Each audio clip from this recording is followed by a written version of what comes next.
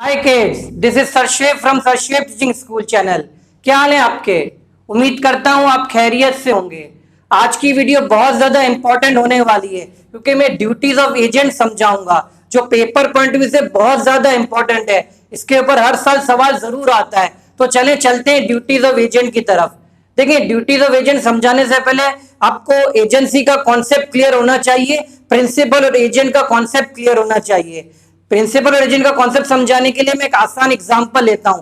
मैं एक शहर के अंदर हूं, मेरा अपना कारोबार बहुत अच्छी तरीके से चल रहा है, मेरी बहुत ज्यादा सेल हो रही प्रोडक्ट की। फॉर एग्जांपल पेन की है, मेरा पेन का काम है। अब मैं चाहता हूं ये पेन दूसरे शहर में ही बेचूं मैं।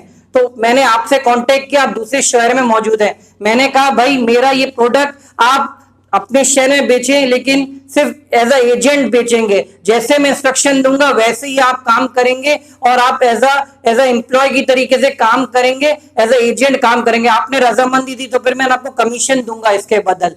तो ये है प्रिंसिपल और एजेंट। ठीक है, एक बंदा दूसरा का इंस्ट्रक्शन फॉलो करे तो एजेंट, और जो इंस्ट्रक्शन दे वो प्रिंसिपल।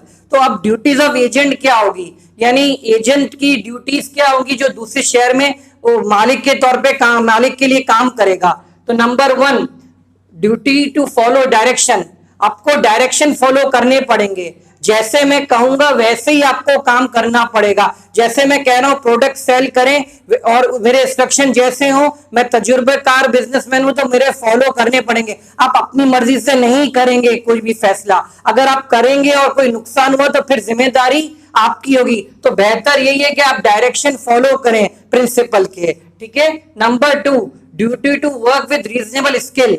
आप अपनी रीजनेबल स्किल के साथ काम करेंगे। जितनी आपके अंदर महारत होगी, जितना आपका दिमाग होगा, बेस्ट से बेस्ट काम करने की कोशिश करेंगे। इस तरह काम करेंगे जैसे वो आप अपना काम कर रहे हैं और अपनी पूरी जान लगाएंगे। ठीक है, पूरी एफर्ट लगेंगे ताकि आपको एक अच्छा कमीशन मिल सके और प्रोडक्ट भी अच्छी तरीके से सेल हो। अपने तरीके से काम करना होगा, आपको सोचना होगा कि आप अपना बिजनेस कर रहे हैं। ठीक है, तो ये number 3, duty to render accounts.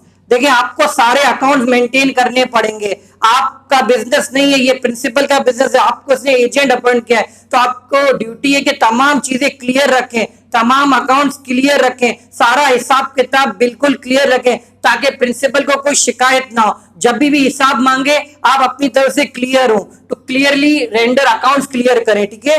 Number 4, duty to communicate. आपका फर्ज है कि आप कम्युनिकेट करें।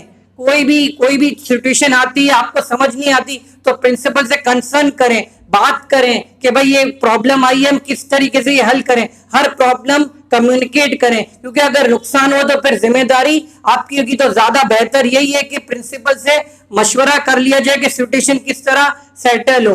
कोई भी प्रॉब्लम हो तो आप इनसे कम्युनिकेट करें। ठीक है। Number 5, duty not to deal on his own account. आप अपनी मर्जी से काम नहीं कर सकते उस शहर के अंदर। आप दूसरों को बेचे माल तो कहें कि भाई ये दूसरे शहर से आया है और इसका मालिक कुछ और है, मैं तो एज अ नौकर या एजेंट ट्रीट कर रहा हूं। ऐसा ना कहे कि मेरा ही कारोबार है। ठीक है, लोगों के अंदर ऐसा इंप्रेशन ना जमाए कि आप इसके ओनर है। ठीक है, तो ये बात क्लियर होनी चाहिए। आपको अपने तरीके से डील नहीं करना, आपको बताना है कि मैं एज अ एजेंट काम कर रहा हूं। Number 6, duty not to make secret profit. कोई गलत काम नहीं करना, हर चीज तरीके से आपको मेंटेन करनी है, अकाउंट मेंटेन करने, कोई सीक्रेट प्रॉफिट नहीं रखना, ये ठीक नहीं होगा। आप किसी के साथ धोखा करें, आपको एज एजेंट रखा है तो आप ईमानदारी से काम करें, कोई बेईमानी से आप काम ना करें। Number 7, duty not to delegate authority. आप किसी को अथॉरिटी नहीं दे सकते। देखिए, प्रिंसिपल ने आपको एजेंट रखा है, आप किसी और को सब एजेंट नहीं रख सकते जब तक के प्रिंसिपल की इजाजत ना हो। इजाजत हो तो आप रख सकते हैं, और कभी कभी हालात ऐसे बन जाते हैं इमरजेंसी के अंदर कि आपका कोई काम भी कोई और बंदा भी कर दे तो वो तो ठीक है, लेकिन आप हर वक्त किसी को अपना सब एजेंट नहीं रख सकते विदाउट कंसर्निंग प्रिंसिपल। अगर आप प्रिंसिपल को पता है तो आप सब एजेंट रख सकते हैं। तो जितनी अथॉरिटी दी गई, जो आपको एजेंट रखे तो आप ही काम करें सारे, किसी और को उसको डेलीगेट ना करें काम। ठीक है ना।